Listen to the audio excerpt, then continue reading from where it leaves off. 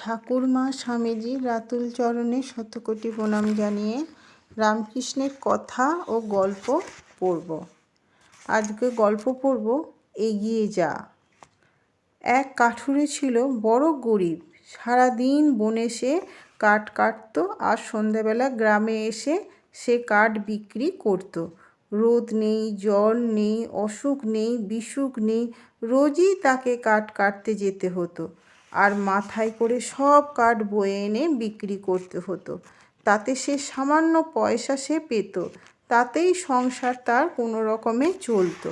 খেটে খেটে কাঠুরের ভারী দুরবস্থা হলো। গায়ে কখানি হাড় ছাড়া যেন আর কিছু ছিল না। একদিন কাঠুরে বনে কাঠ কাটতে গিয়েছে। বনের মধ্যে এক সাধুর সঙ্গে তার দেখা। কাঠুরের অবস্থা দেখে সাধুর মনে বড় দয়া হলো। তিনি তাকে বললেন, আরও এগিয়ে যা। সাধু চলে গেলেন। কাঠুরে মনে মনে ভাবতে লাগলো, সাধু আমাকে আরও এগিয়ে যেতে বললেন, তা একটু এগিয়ে গিয়েই দেখি। এই ভেবে কাঠুরে বনের ভিতর এগিয়ে চলল। যেতে যেতে সে গভীর বনে উপস্থিত হলো। গিয়ে দেখে সেখানে শুধু চন্দনের বন। খানিকটা চন্দন কাঠ কেটে কাঠুরে সেদিন বাড়ি ফিরল। সাধারণ কাঠের চেয়ে চন্দন কাঠের 20 গুণ দাম। কাঠুরে সেদিন অনেক পয়সা পেল। তারপর রোজই সে চন্দনের বনে চলে যেত আর চন্দন কাঠ এনে বিক্রি করত। সংসারে তার আর আগের মতন কষ্ট নেই। কিছুদিন পর তার মনে হলো, সাধু তো আমাকে এগিয়ে যেতেই বলেছিলেন, আরও কিছু এগিয়ে গিয়ে দেখি না কি হয়।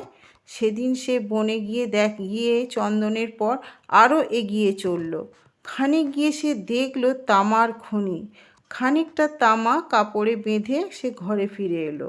চন্দনের চেয়ে তামার দাম বেশি। কাঠুরে অনেক টাকা পেল। তার মনে তখন কি আনন্দ! তারপর রোজ সে তামার খনিতে যেতে লাগলো আর যতটুকু বয়ে আনতে পারে নিয়ে আসে। এভাবে কিছুদিন যায়। কাঠুরে অবস্থা তখন আরও ভালো হয়েছে।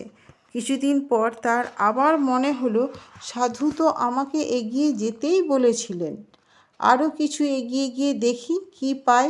সেদিন সে তামার খনি পেরিয়ে আরও এগিয়ে যেতে লাগলো। কিছু দূর গিয়ে দেখতে পেল এক রূপার খনি। মহা আনন্দে কাঠুরে যতটুকু পারল রূপা নিয়ে বাড়ি ফিরে এলো। দেখতে দেখতে কাঠুরে বড়লোক হয়ে উঠল। পাড়াপড়শিরা বলাবলি করত, কাঠুরে দেবতার ধন পেয়েছে। রূপার খনি পাওয়ার পর কাঠুরের মনে হলো, সাধুর দয়ায় আমার অনেক হয়েছে, আর এগিয়ে গিয়ে কাজ নেই। যা হয়েছে বেশ হয়েছে। কিন্তু আবার তার মনে হলো, সাধু তো আমাকে এগিয়ে যেতেই বলেছেন, না, আমি থামব না, আরও এগিয়ে যাব। এইভাবে কাঠুরে রোজ খানিকটা এগিয়ে যেতে লাগলো।